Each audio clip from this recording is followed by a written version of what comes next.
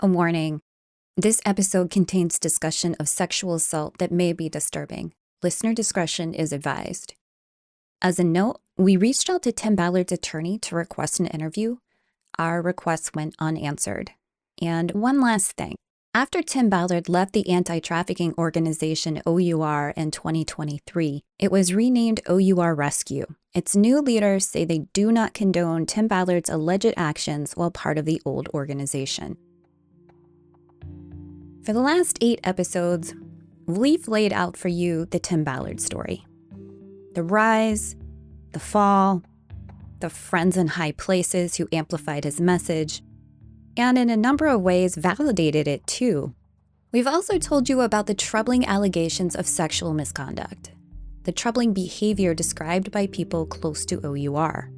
And as we've discovered, these issues aren't exclusively about Tim Ballard. They're also about O.U.R, the organization he built. Given all the issues swirling around Ballard, it's not surprising O.U.R Rescue has tried to distance itself from him. But I don't mean that they just replaced him as CEO and publicly cut ties with him. I mean they are really putting some distance between O.U.R Rescue and Tim Ballard. The new leadership recently went so far as announcing that O.U.R Rescue is moving. And I don't mean a new office building in another part of Utah. They are going states away, from their home in Salt Lake City to Minneapolis, Minnesota, more than 1,200 miles away. And this isn't even the biggest news. Look, I totally get it if the Tim Ballard story is tough to keep track of. Probably seems like a barrage of lawsuits and countersuits. But one of the most intriguing parts of the Tim Ballard saga is the latest twist in all of the ongoing legal drama. It's the accusation that Ballard and his associates are themselves guilty of human trafficking. Honestly, that accusation wasn't really a shock for me. When we kicked off this show back in August, we actually talked about it during our very first interview with Bree Ryder, one of the women who filed. Hearing her story, what she was pressured into after reading the other women's statements, well, it all sounded, to me, a whole lot like trafficking. And it does sound like the only trafficking you saw was Tim Ballard actually trafficking you and other women. Yeah, so that's an incredibly important point, right? So I was asked by someone recently what I thought was kind of a funny question that really missed the point. Do I think Tim Ballard sexually harassed me? And I almost laughed because, well, yes, but that sexual harassment was part of a grooming process for trafficking, right? So we were groomed and we were trafficked. And that is the only trafficking that I saw while working with O.U.R.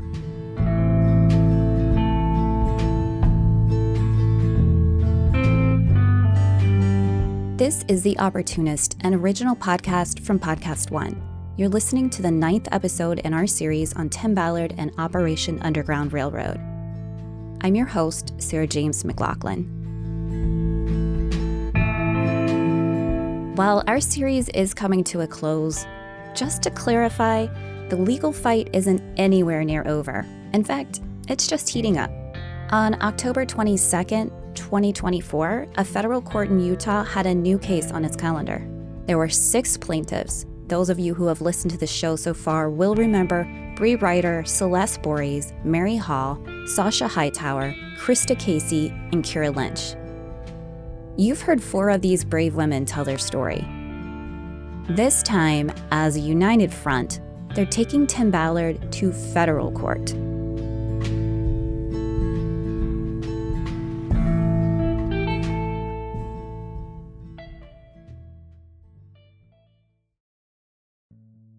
So there's a lot of moving pieces. That's Robert Gerke. You'll remember him from earlier in the series. He covers Ballard for the Salt Lake Tribune.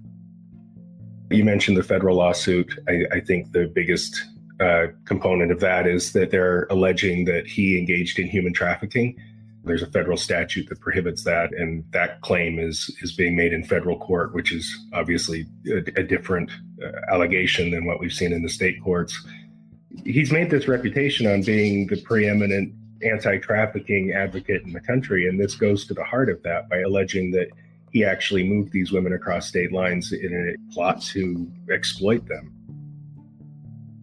Tim Ballard's name, his reputation, and the entire infrastructure of O.U.R. was built on the back of eliminating human trafficking. They were synonymous with each other. And because they were synonymous, Ballard was working to build a brand, much the same way Adam Newman was building the brand WeWork, and Mike Lindell with MyPillow, John McAfee and the McAfee antivirus software. But this new lawsuit alleges that Ballard and his associates, Matt Cooper and Michael Parinta, as well as O.U.R. and a Wyoming nonprofit, MS Williams, they were all part of the alleged trafficking. And at the root of the claims, one of the key elements of the work that Ballard outlined to volunteers, something he was open, clear, and more than willing to talk about: the couples ruse. We've talked about it a lot on this show. Here's Tim Ballard and an exhibit in the federal lawsuit banging that drum again, complaining that those of us outside the world of human trafficking don't understand what his work entails, that we don't get it. I know the couples ruse might sound weird to some people. It doesn't fit anywhere into the white handbook that says how to keep the kingdom orderly. There's no section on how to rescue children from sex traffickers. Let's go back to Bree Ryder. She sued Tim Ballard in late 2023 after sustaining multiple injuries at an O.U.R. training session in Draper, Utah. That suit has since been dismissed because of a liability waiver she signed. But she is one of the plaintiffs in this federal lawsuit, and this is her from one of our previous episodes describing how Tim Ballard first explained the couples ruse to her. And there's this really special thing that we do on my team that's really, really crucial to this work. And we're saving kids with this. And what wouldn't you do, to save a child? And that is the couples ruse. And, with this couples ruse, we pair you up with someone who you pretend to be in a relationship with, and it has to be extremely believable. So there's real touching, real sexual interactions. This underscores Ballard's insistence that this thing is part of the larger, more noble effort. Yeah, it's uncomfortable, but it's this necessary evil for the mission. But it's also a direct violation of the NDA that all the women had to sign, which clearly says the limitations of the couples ruse is, quote, not engaging in kissing and touching or exposing of private parts. Here's Robert Gerke again. The federal lawsuit is interesting in that it kind of goes to the core of who Tim is, right? Because he made his reputation on being the premier anti-trafficking face in the United States. And now this is making the direct allegation that he moved these women across state lines. The complaint filed says, quote, under the guise of philanthropic operations aimed at rescuing women and children from human trafficking, Ballard used his position of influence and trust to exploit individuals.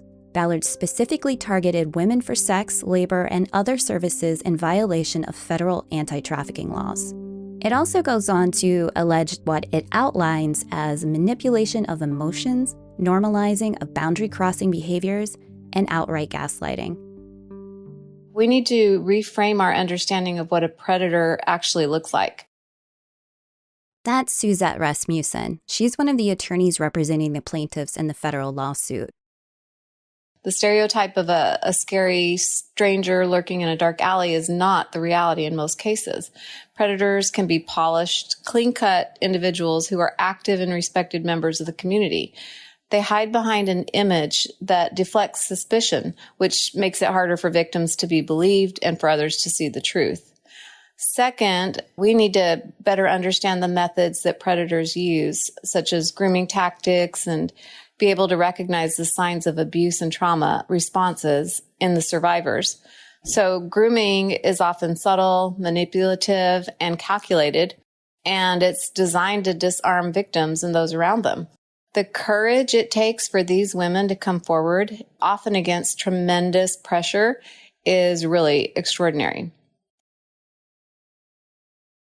I think it's worth repeating that we have asked attorneys representing the defense for interviews, and they haven't responded. But Ballard's attorney, Mark Eisenhut, did give a statement to the Salt Lake Tribune.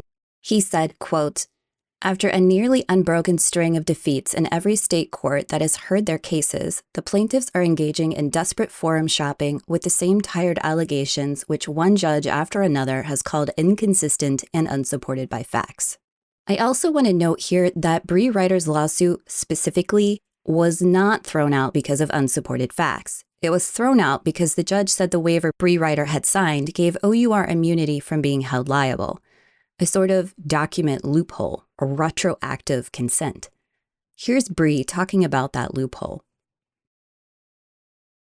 So essentially, the judge claimed that that liability waiver that was signed after my injury, specifically for my trip to Thailand with O.U.R, could be backdated and cover all of my previous history with O.U.R and all of my future, right? So essentially, the judge has said, no matter how O.U.R harms you, unless there's a criminal investigation, which we know hasn't been effective, O.U.R can now essentially has permission to harm you, and you can't bring a lawsuit because you have signed away liability for any past or future harms.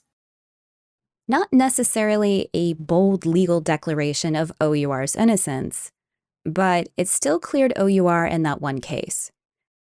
As far as a federal lawsuit is concerned, buried in those pages are text messages between some of the plaintiffs and Ballard. And if you read these text messages, one thing is clear. They are painfully awkward. It's Ballard and women whose names aren't revealed, but they sound like middle schoolers, skirting around their words, too timid to say what they really mean. The intention is obvious, but the delivery, really cringy. Here's an example. "We all get chocolate shakes at the airport when it's all over." Ha ha ha ha. Okay, done. You thought I was going to say something else, didn't you? Yes. I thought you were going to forbid the touching of some body part. LOL, no. It's not my body, remember? In that case, you should request I do stuff you like to you. You need to tell me what that is. Not here. Maybe on the airplane, if no one else can hear. The conversation is a back and forth, with Ballard testing boundaries, just pushing to see how far his sexual innuendos can get. Saying prayers makes you feel sexy? LOL, that's not what I meant. We were actually saying prayers. I know. Just having fun with prayer sex. But I do not like being scared. I do like romantic. What does romantic mean to you? Let me think about that answer and tell you tomorrow. Me too. I told you I'm a demisexual. Yes, you did. Which is why I can't even eggplant emoji, even with the hottest sex workers. Seriously, my job is Looney Tunes. He sends explicit photos and even asks the woman to describe how she looks after getting waxed. It's unsettling and it's really, really creepy. But it's not just creepy, it's wildly inappropriate for several reasons. Keep in mind, these women are his subordinates, which makes the power dynamic impossible to ignore, added to the fact that Ballard is a married man and claims to be a devout Mormon, someone expected to uphold strict moral standards. This kind of behavior should never fly in a professional setting. In fact, where was HR? Protecting the company or protecting Ballard? How is this dynamic ever allowed to happen? In addition to the text messages, there are harrowing accounts and allegations of assault. These include reports of groping, touching inner thighs, and engaging in what's described as simulated sex. The accusations then escalate to unsimulated and non-consensual acts. Take, for example, Celeste Boris, who alleges that while in Ecuador, Tim Ballard took her to a massage parlor where she was sexually assaulted by a masseuse who digitally penetrated her. Boris claims that after this assault, she was coerced into taking boudoir photos of herself to send to an escort in Mexico. Those photos were also used to create a profile in London. She further alleges that Ballard sexually assaulted her at his Linden, Utah office shortly before their departure for an operation in Mexico. Some of these allegations were initially obscured by the justification of the couple's ruse, but they far exceeded any pretense of this so-called tactic.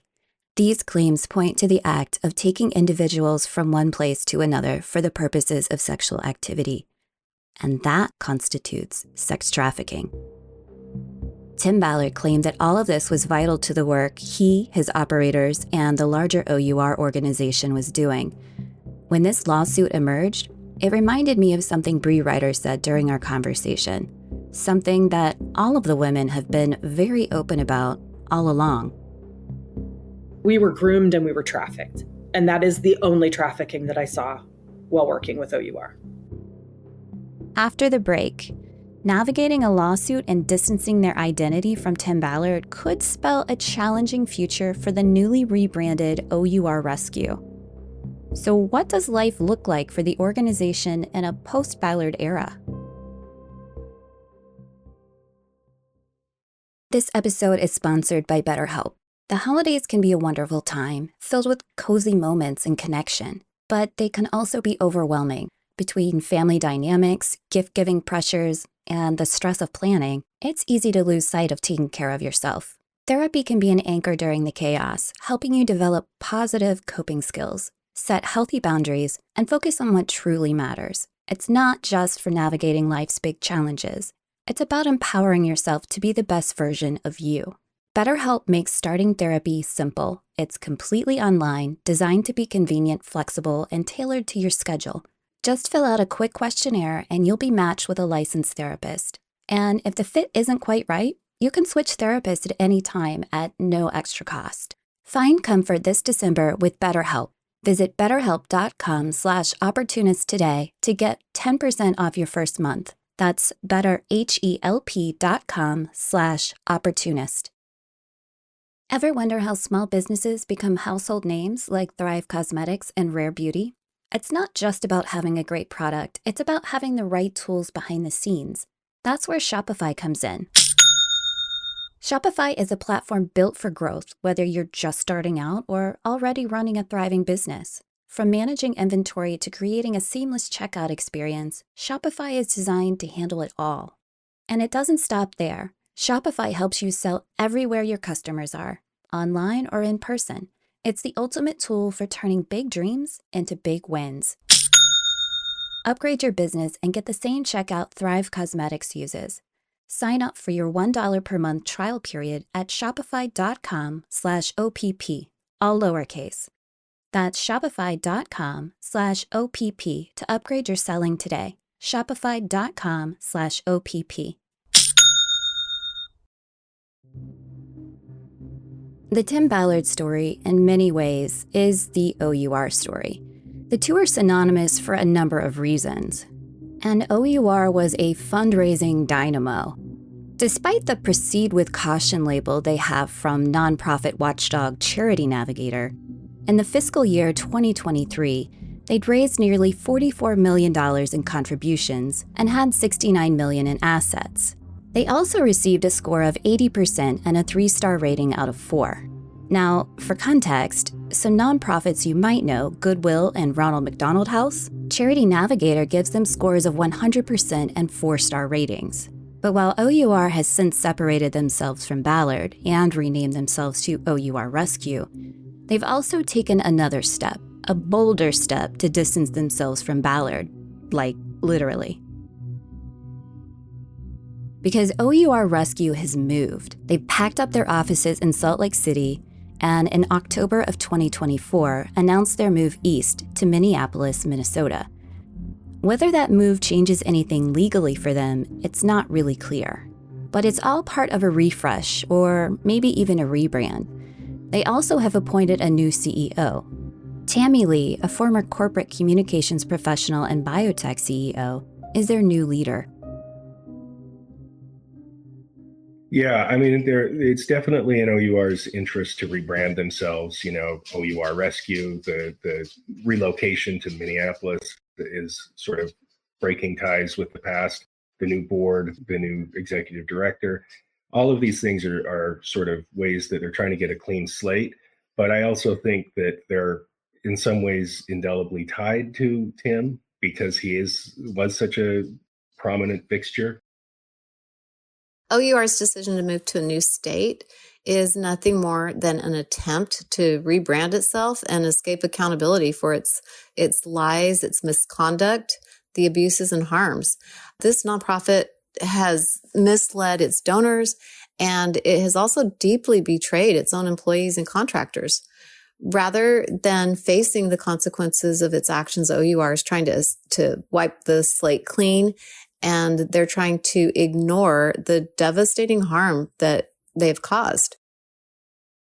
In the interest of being completely transparent, we did ask O.U.R Rescue and its new CEO, Tammy Lee, for an interview. We had conversations with their communications team too, and it appeared like we'd be getting that interview. And then they decided against it. We wanted to give them the opportunity to tell us a couple of things. What they're doing now and the future of the workplace culture, leadership, and their efforts moving forward in human trafficking. But we also wanted to ask about the past and if they were actually paying for Tim Ballard's defense for all of these claims. And that's when the request was declined. Their PR team wrote in that email, "Due to timing and schedules for the remainder of the year, Tammy is not able to participate in an interview." We'll delve more into the behind-the-scenes conversations with O.U.R Rescue in the next episode with our producers. Though she wouldn't speak with us, Tammy Lee did speak with KUTV News in Salt Lake City about a couple of things. Keep in mind, this is before they announced their intention to move to Minneapolis.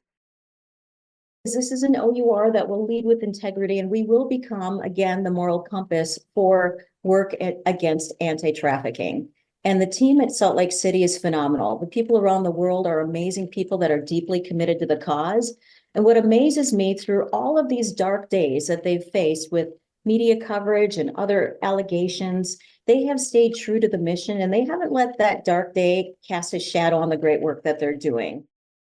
You know, your predecessor used this tactic called the couple's ruse. Is that something that you will forbid being used in any operation?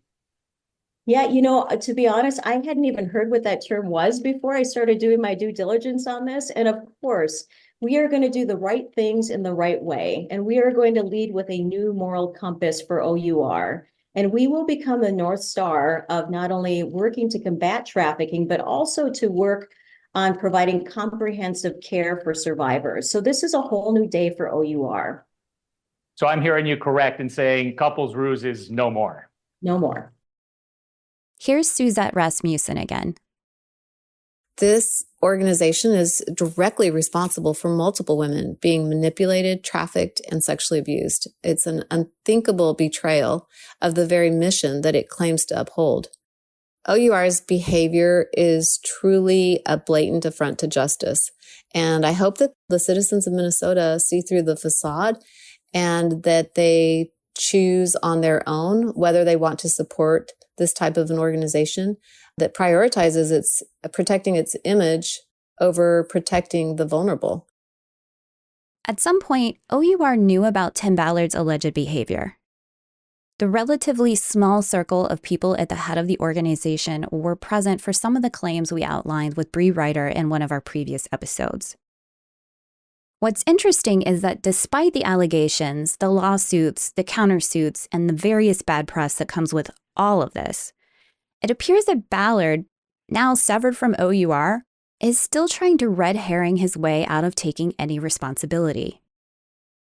Millions of kids are enslaved, and the United States is driving the market with their policies. That should be the headline every day until we fix that problem. Then we can worry about our other tribal red, white, red, blue issues, whatever, who's sleeping with who and who's doing what.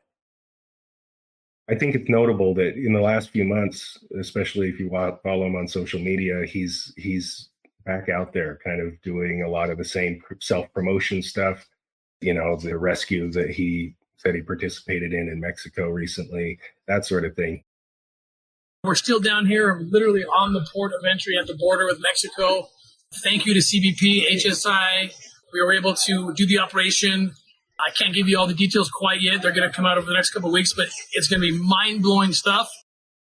He's kind of he's going back to a lot of the original thing. He went underground for a period of time, right? We didn't really see much of him. And his anti-trafficking activities had apparently or seemed to have hit pause. But yeah, now he's kind of going back to a lot of that stuff and coming out of that hole and, out there promoting himself again. Is the promotion and visibility a genuine attempt to continue his work in anti-trafficking? Or is it more self-serving to win some favor with the new Trump administration and work in an official government capacity? It's hard to say. After the break, I'll talk about all of this with our series executive producer Connor Powell and producer Abby Newhouse.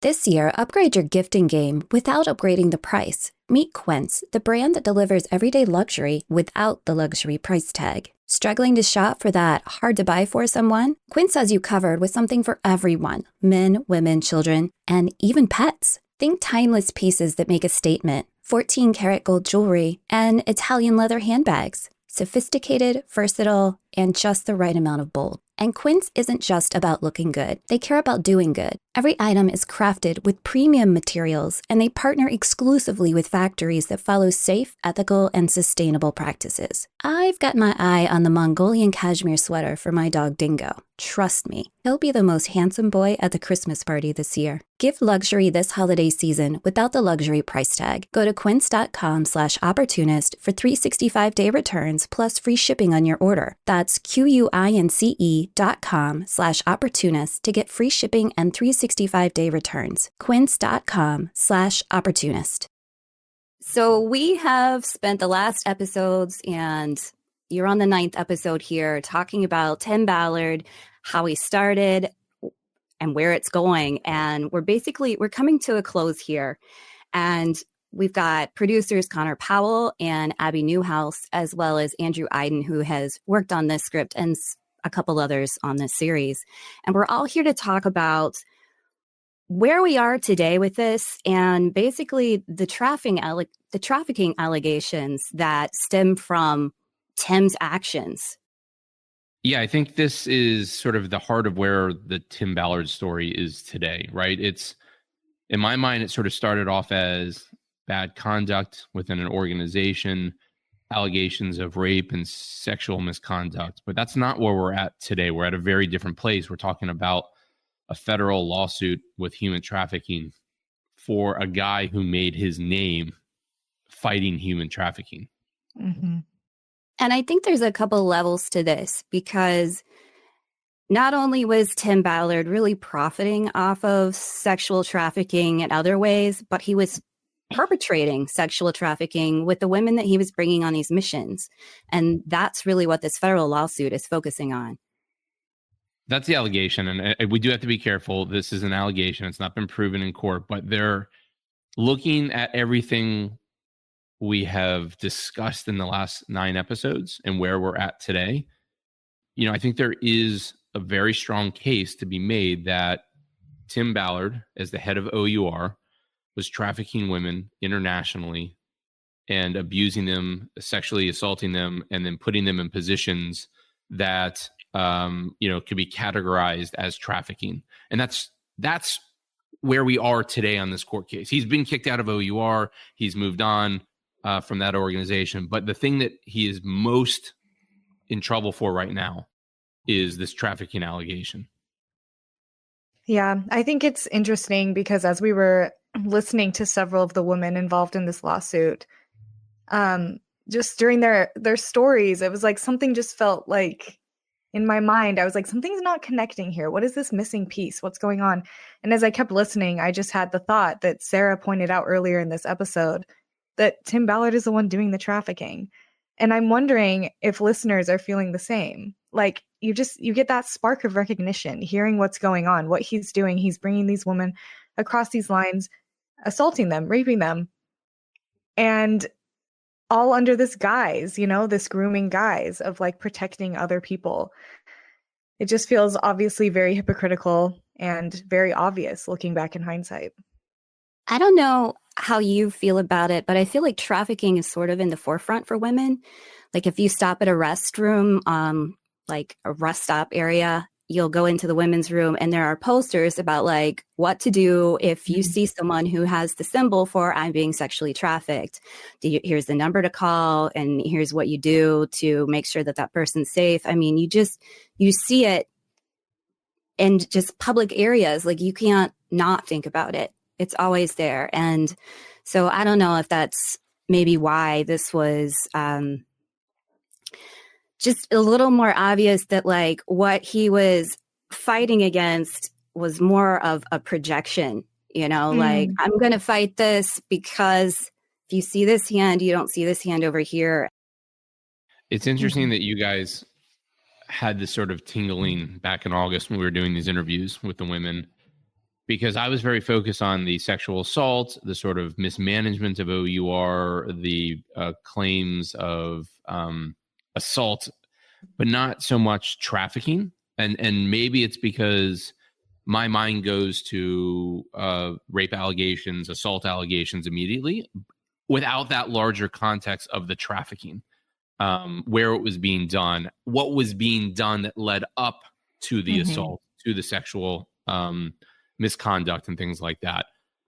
In hindsight now, in December, when we're recording this, I can see where all of these other things come in that are part of that assault that make it into trafficking, the grooming, the taking people out of their home setting and into another country. Right. I think to Sarah's point earlier of just kind of seeing these examples of trafficking everywhere and these warnings against it.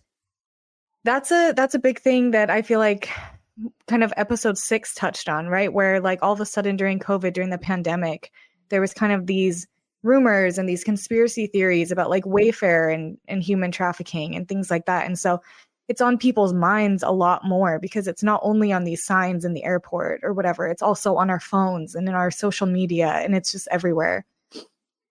And I think Tim, I don't know. It's interesting to look back at this whole story because to me, it just fits so clearly the bill of the opportunist here at this podcast, right?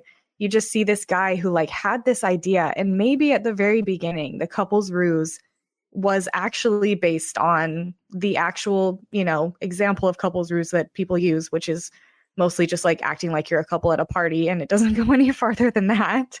But you can see how he just like this slight turn, like he starts convincing himself that these things are correct and moving farther into what the couple's ruse could look like, into these sexual assault and rapes and stuff.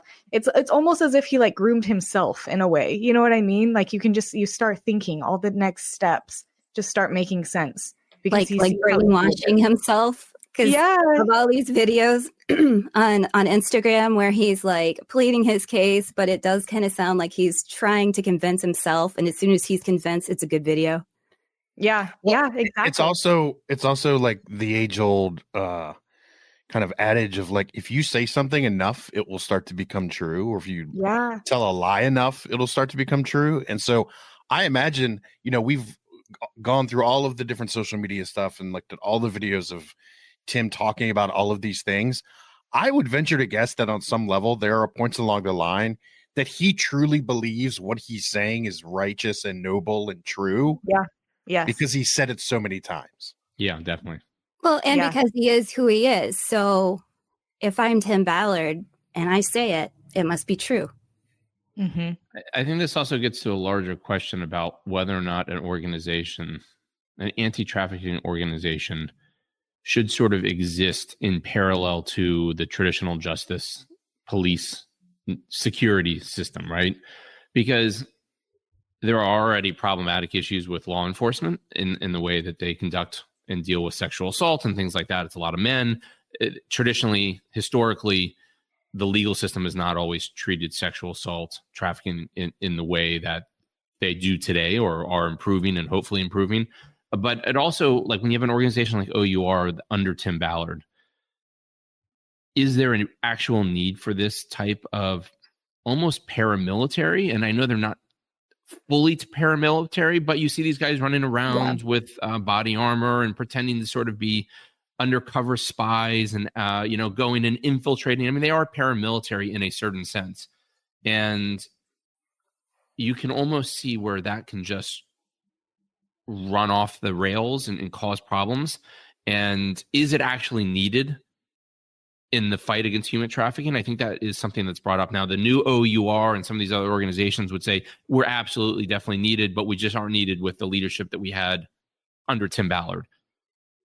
Yeah, there should be some kind of oversight. That's the biggest problem. If you're out there operating, it's completely laissez-faire. You can do whatever you want.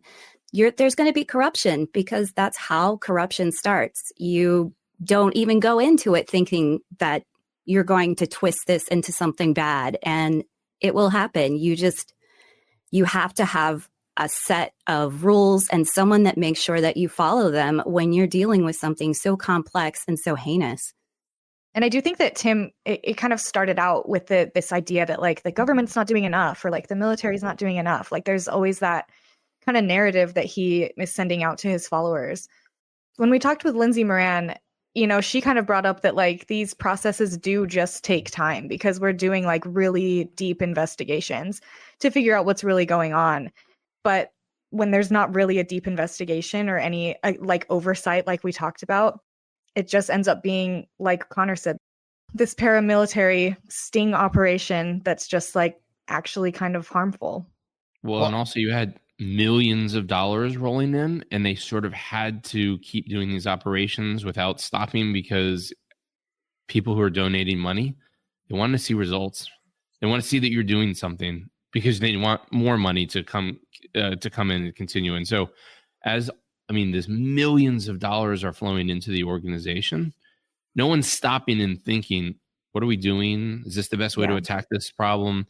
What are the leadership problems and stuff like that? And, several of the women brought up that they had these discussions with other people at O.U.R under Tim Ballard who said, we understand there's some problems here and we're trying to fix them, but nobody ever seemed to fix it, whether it's because Tim was O.U.R and, sort of the totality of their organization, or if it's because they're just too focused on the next operation because they had to keep getting the money coming in.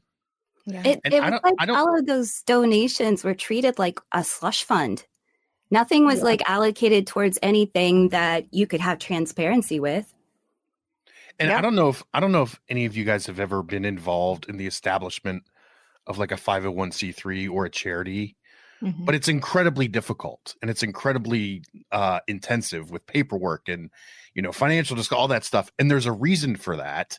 And the reason for that is because of places like the O.U.R that Tim Ballard was building allegedly, because it was it was kind of sidestepping all of these things. And it's like, no, that's why we have to do it this way. Yeah. And it was that way. It was that way with the structure. And it was also that way with the operations. Like, I was reading something just the other day about a completely separate story of an undercover government operation and the labor intensive protocol that everyone had to go through in order to be part of this operation. And meanwhile, people like Tim Ballard were just like snatching people off the street and saying, yeah, sure, go do this undercover work. It's like, that's not how any of this works. Yeah. He just had an idea of making it a spectacle, I think, kind of like we touched on with he, at the very beginning, he was trying to make it a TV show. I feel like it's one of those short videos you'll see on like TikTok or Instagram where someone is making a big deal out of helping someone who's homeless, but they're filming it like the entire time. It doesn't feel altruistic. So to start it out like a reality television series sounds like in the same vein for me. So, it just felt phony from the very beginning. It's all about optics. Yeah. Yeah. I feel like we could see it. And we're just hoping that by making this series and diving a little bit deeper into what he's doing, that other people will see it too. So now that we've covered the destructive wake of Operation Underground Railroad and the man behind the mask, we're left at a crossroads. This series culminated into a cautionary tale. When we want so badly to do good, we can be blind to the evil that promises the way. Tim Ballard's charisma inspired hope and nobility in others. but it also camouflaged the dirty underbelly of his true intentions and his quest for power over others. And this raises the question, how do we save and protect those who cannot protect themselves while also ensuring that those in power are held accountable?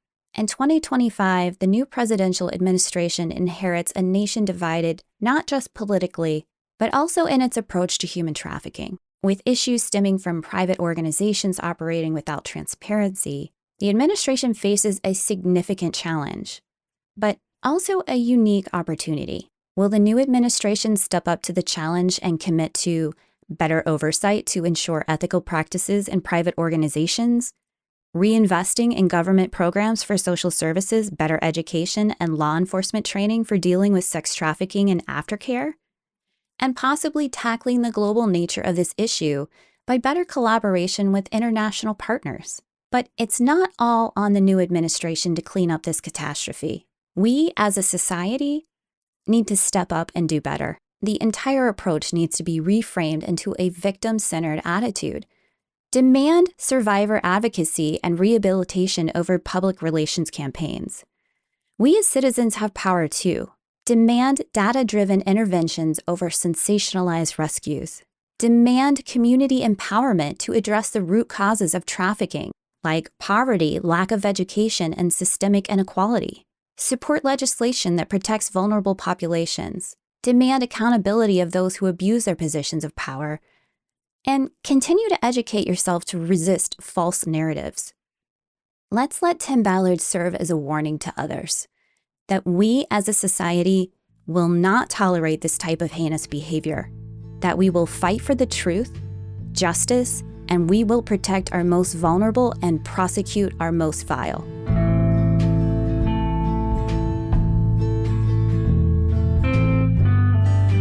On the next episode, The Opportunist, Tim Ballard, Unmasking a Hero, we talk to the producers in a roundtable conversation and find out what happened behind the scenes of the podcast, and why O.U.R's new CEO, Tammy Lee, decided not to speak with us.